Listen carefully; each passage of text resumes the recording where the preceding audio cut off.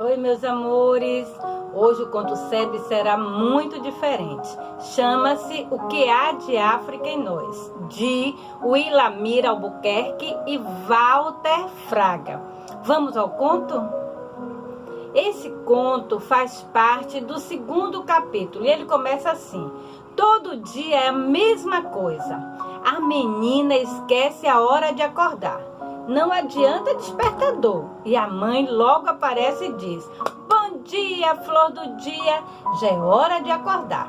Espreguiçando-se na cama, Lorena tenta ganhar mais alguns minutos. Ah, mãe, só mais um pouco. Nada feito, teremos um dia cheio. É sempre assim, mães nunca acordam para dizer um dia vazio. Se é isso que está pensando. Assim que Lorena chegou na escola, já veio a primeira novidade. Ou melhor, ela tombou na novidade. Ela tinha um novo colega. Seu nome, Akin. Um menino que falava um português diferente. Assim que eles superaram do tombo, ele foi logo falando com aquele sotaque estranho. Olá, como você se chama? Quantos anos você tem? Estuda aqui há quanto tempo? Lorena logo pensou: que menino perguntador. Antes que ele fizesse alguma pergunta, ela prosseguiu: de onde você veio? Nunca te vi aqui. Assim, Lorena ficou sabendo que Akin era da Angola. Havia pouco tempo, estava aqui com sua família. Lorena achou muito legal ter um amigo que falava um português diferente. E logo ela perguntou: onde fica Angola mesmo? A professora Yolanda também ficou curiosa quando conheceu Akin. E logo depois das boas-vindas, propôs que a turma aproveitasse a presença dele para saber mais sobre os países da África. Foi então que ela explicou, ou seja, que ele explicou ser da Angola, um dos 53 países que fazem parte do continente africano. Yolanda teve uma excelente ideia e propôs para os alunos: vamos todos para a biblioteca. Sim, em dupla vocês terão que pesquisar sobre algum país do continente africano. No final terão que nos contar algumas novidades. Nem preciso dizer que Lorena e Akin passaram a primeira dupla. Correram e logo decidiram que iriam descobrir porque no Brasil e Angola, países tão distantes, eles falavam a mesma língua que é o português. Mas assim que chegaram à biblioteca, deram-se conta de que, para responder, era preciso atravessar o Oceano Atlântico. E depois de algumas horas e muitos livros sobre a mesa, eles souberam que a África era um continente muito extenso. Por ser tão grande, existem vários tipos de clima e relevo, cercado por oceanos, 2, florestas, savanas e desertos. Mostraram como é diversificado o continente. Não pense que deserto é lugar sem vida, não, hein? Há muito tempo, sob o sol muito forte do deserto, que os comerciantes árabes e africanos comercializavam produtos. Eles vendiam barra de sal, ouro e tecido. Organizavam grandes caravanas, e caravanas essas que transportavam mercadorias e até pessoas. Essas caravanas eram chamadas de califas. Sim, califas. Akin ficou intrigado como os viajantes sobreviviam no Saara, às temperaturas tão altas. Mas já pensou? A temperatura de 50 graus centígrados. Muito quente, não, meus amores? E menos 5 graus à noite. Logo imaginou montando um daqueles camelos e ele ali no camelo, nesse momento, como eles deveriam enfrentar muitos desafios. Tempestade de areia, a falta de água e até a noite fria. Só depois de pensar muito, já tinha batido o cansaço. Logo voltou o pensamento para a biblioteca e falou para Lorena: deve ser bem legal andar de camelo, você não acha? Eu estava pensando exatamente isso. E você, Akin, já experimentou andar de camelo? Apenas no meu sonho. Eu morava em Luanda, na capital da Angola. E lá não é muito deserto. É uma cidade grande, com muitas feiras, lojas, mas sem camelo. Além disso, os carros são muito mais rápidos. Ah, entendi, disse Lorena.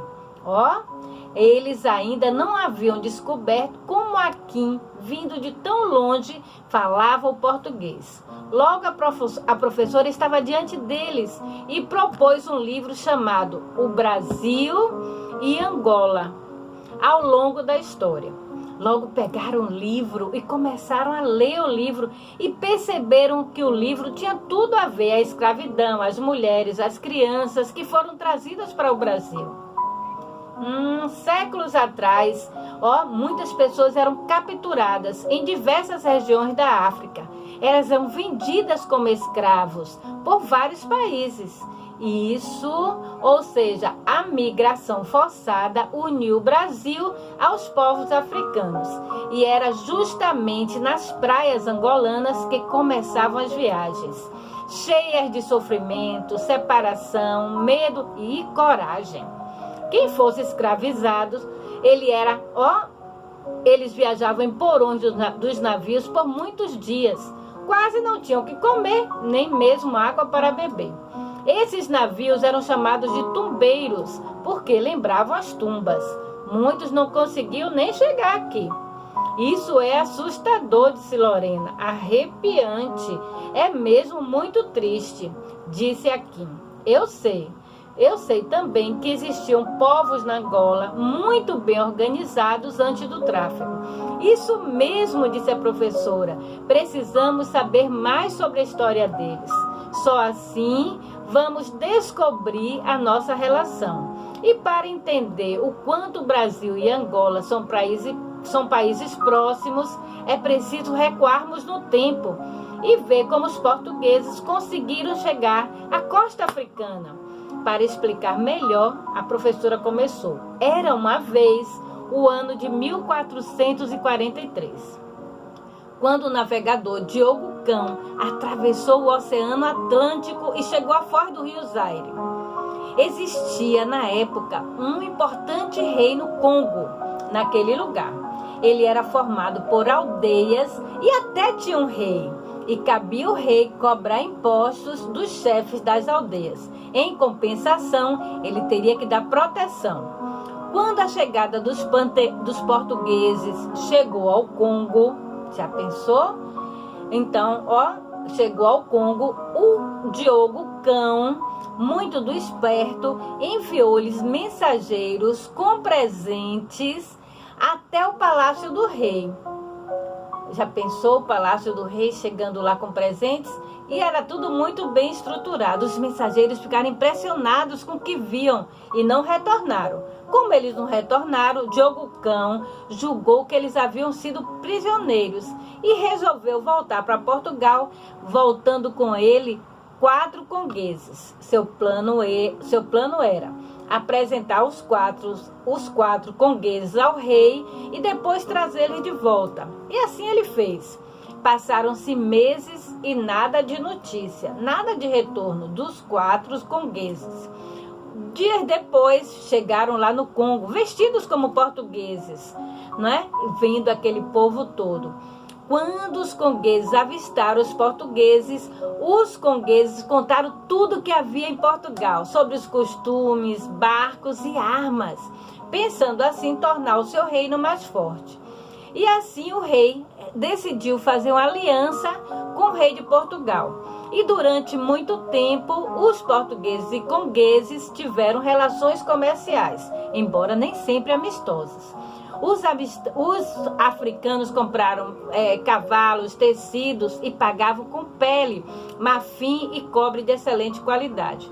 Mas pouco a pouco o negócio começou a ter como principal moeda de troca os escravos. E a partir daí, o poderoso reino começou a perdeu o controle e o tráfico de escravos começou a começar nas aldeias, até então sustentando o país, que antigamente eles pagavam com impostos. E assim começou a faltar gente para trabalhar na lavoura. E à medida que as aldeias eram atacadas, e os negros eram escravizados, e mais o reino ficasse enfraquecido. Assim, o rei do Congo reagiu à presença dos comerciantes europeus, mas era tarde demais. Os povos resistiram muito, todavia, países como Portugal, Inglaterra, França, Alemanha, foram dominando todo aquele território. E por fim, o reino acabou se desmoronando. E assim o reino do Congo acabou.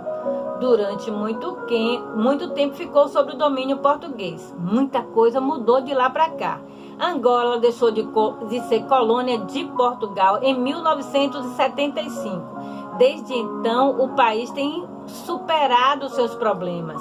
Depois daquela longa viagem, as crianças olharam umas para as outras, impressionadas como suas vidas estavam tão relacionadas, tão cheias de novidades. E assim fica difícil saber o que vai contar para todos, né? Algo claro para elas estava. A nossa história não podia ser contada sem a história dos africanos, dos negros. Não é lindo o nosso conto CEP? A gente fica aqui morrendo de saudade de vocês. Beijo.